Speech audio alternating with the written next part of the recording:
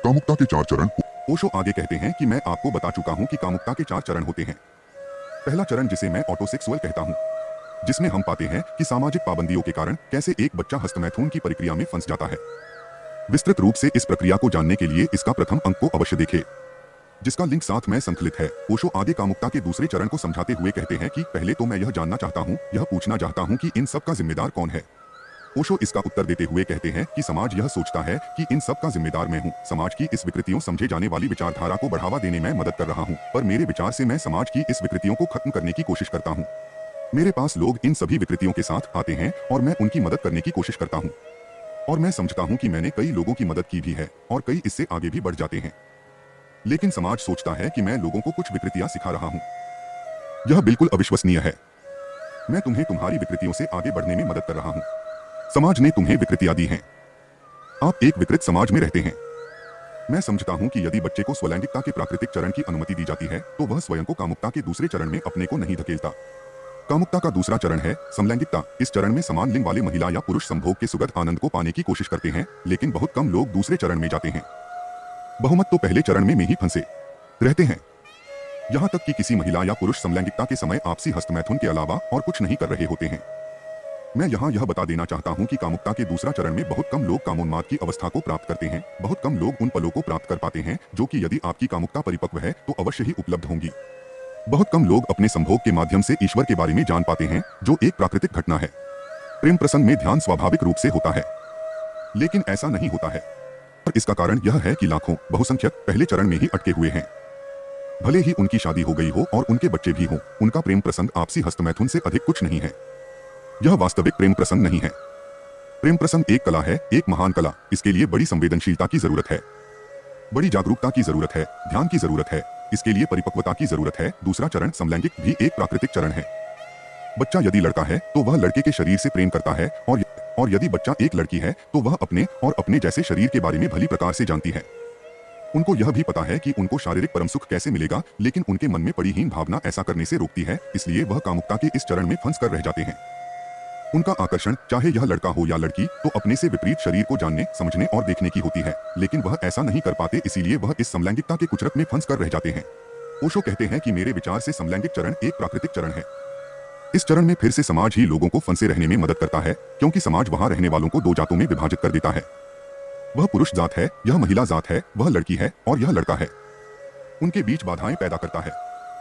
यदि वे बाधाएं न हो तो शीघ्र ही समलैंगिकता का अस्वाभाविक दौर खत्म हो जाएगा, लेकिन इसके लिए समाज मौका नहीं देता। लड़के और लड़की के बीच एक बहुत बड़ी खाई पैदा करके रखता है। स्कूलों में उन्हें अलग बैठना पड़ता है, कॉलेजों में उन्हें अलग हॉस्टल में रहना पड़ता है, क्योंकि उनका मिलना जुलना, उनका साथ रहना समाज को मंजूर नहीं है। ओशो आगे कहते हैं कि यह समस्या हर समाज की है, चाहे वह शिक्षित हो या अशिक्षित। अगर समाज शिक्षित है तो मुझे आश्चर्य है कि किस समाज को अशिक्षित कहा जा सकता है, वहां क्या हाल होगा। मेरे प्रदेश के स्थानीय लोगों की एकमात्र समस्या यह है कि मेरे लोग, पुरुष हो या महिलाएं, एक साथ क्यों घूम रहे हैं। पर मैं कहता हूं, यह तो एक प्राकृतिक घटना होनी चाहिए। लोगों को खुश होना चाहिए कि पुरुष और महिलाएं एक साथ घूम रहे हैं, चारों ओर प्रेम का माहौल क्यों बना रहे हैं। लेकिन समाज के वे लोग जो मेरे साथ कभी नहीं चले, वे परेशानी महसूस करने लगते हैं। उन्हें ईर्ष्या होने लगती है, उन्हें गुस्सा आने लगता है, क्योंकि जो आनंद उन्हें नहीं दिया गया है, यह दूसरे कैसे ले रहे हैं। यदि यह उनका आनंद नहीं है तो वे किसी और को भी यह आनंद प्राप्त करने की अनुमति कैसे देंगे। समाज के यह लोग इस बात को इस तरह नहीं कहते हैं, वे महान दार्शनिक बातें करेंगे, वे अपनी ईर्ष्या को नैतिकता, धर्म, संस्कृति के महान शब्दों के पीछे छिपाते हैं। लेकिन सच तो यह है कि वह लोग नैतिकता, धर्म और संस्कृति के बारे में कुछ भी नहीं जानते हैं, क्योंकि सभी संस्कृति, सभी धर्म, सभी नैतिकता प्रेम पर आधारित होती है और होनी भी चाहिए। यदि यह प्रेम पर आधारित नहीं होती है तो वह है ही नहीं। वह तो सिर्फ एक ढोंग है, एक खेल है जिसे आप सतह पर खेलते रहते हैं और गहरे में आप इसके ठीक विपरीत रहते हैं। ओशो कहते हैं कि मैं बताना चाहता हूं कि समलैंगिकता को समाज द्वारा ही कायम रखा जाता है और उसी समाज द्वारा इसकी निंदा भी की जाती है। इन रणनीतियों को समझना होगा। कुछ सामाजिक वर्ग समलैंगिकता की निंदा करता है, उसे विकृत और आपराधिक सोच कहते हैं। ऐसे देश भी हैं जहां समलैंगिकता पर सजा दी जाती है, 10 साल तक की जेल या फिर मौत की सजा भी दी जा सकती है। लेकिन वही कुछ देश ऐसे भी है जहां समलैंगिकता को वैधानिक माना जाता है। ओशो कहते हैं कि मैं कहता हूं, यह समाज का दोगलापन है। यदि समलैंगिकता एक अपराध है तो हर समाज में असंवैधानिक होना चाहिए, और यदि समाज इसे अपराध नहीं मानता तो हर जगह वैधानिक होना चाहिए।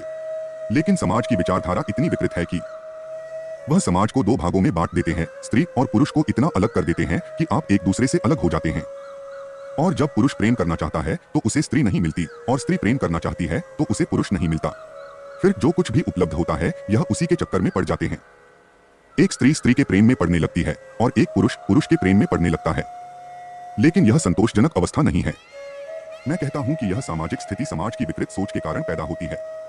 यदि बच्चा लड़का हुआ तो उसको यह ही सिखाया जाता है कि लड़कियों से दूर रहो, और यदि यह लड़की हो तो उसे यह सिखाया जाता है कि लड़कों से बच के रहना।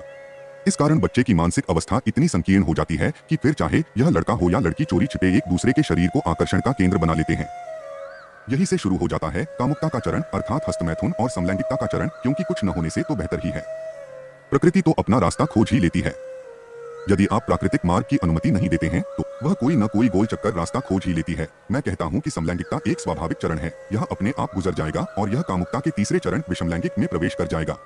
विषमलैंगिकता वह स्थिति है जब एक पुरुष या महिला वास्तव में ऑटोसेक्स और समलैंगिकता से बाहर आते हैं। वह एक दूसरे के साथ प्यार में पड़ने में सक्षम और परिपक्व हो जाते हैं, जो कि एक पूरी तरह से अलग दुनिया है। कामुकता के तीसरे चरण विषमलैंगिकता के बारे में हम अगले प्रकरण में विस्तृत रूप से ओशो के विचार जानेंगे। कृपया चैनल को लाइक, शेयर और सब्सक्राइब करें और आगे की सूचना के लिए घंटी आइकन दबाना सुनिश्चित करें।